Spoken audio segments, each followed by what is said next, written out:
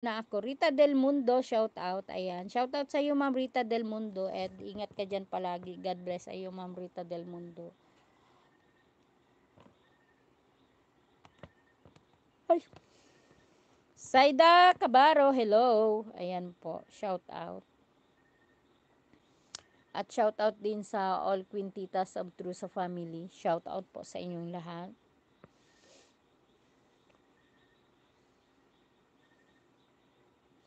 Bukas punta ko Johor Bahru, Malaysia. May work lang. Johor Bahru, Malaysia. May work lang. Ayan, sabi ni Ate Inday. Ingat ka sa pagpunta mo sa Malaysia, Ate Inday.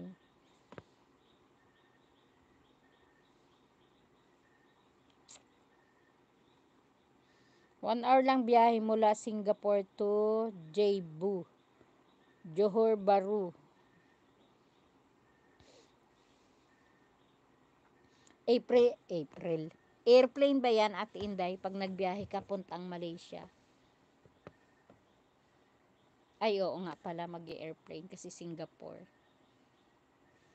Sila mag-ingat sa akin, titay.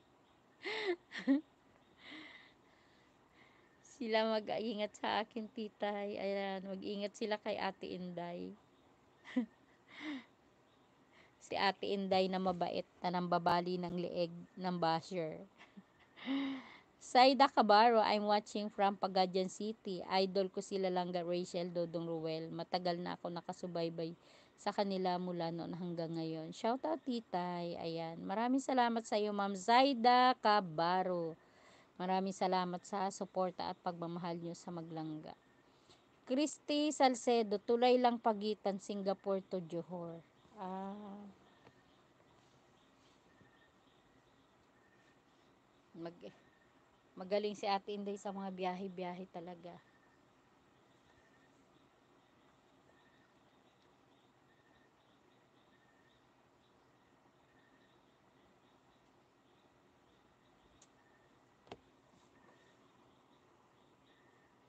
Service lang gamit ko, mahirap mag-bus.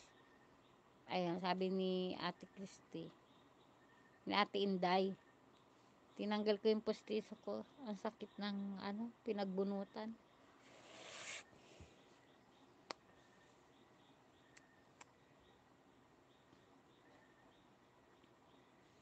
Mahiluin din ako ng maliit ako, nasanay lang ako. Ako kasi Ate Inday ever since hindi ako nakapagbiyahe ng malayo. Wala pang plite noon Ate Inday kaya lagi akong iwan. Napunta lang ako ng Manila nung nag-work ako. Dinala ako nung amo ko sa Manila. Nag-repack kami noon. Pahilom na yan kaya masakit. Sunod niyan Makati. Saida Cabaro, ang bait mo sa Morales family. Maraming salamat po sa iyo, Ma'am Saida Cabaro. Ang Ate Inday parang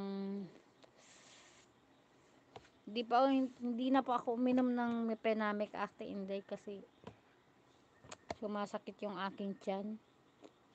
Palagay ko isa din yan sa cause na sumakit yung tiyan ko, yung pag-inom ko ng Mepenamic nung bagong bunot. May isa pa akong ipapabunot Ate Inday dun sa banda doon, yung katabi, ayan.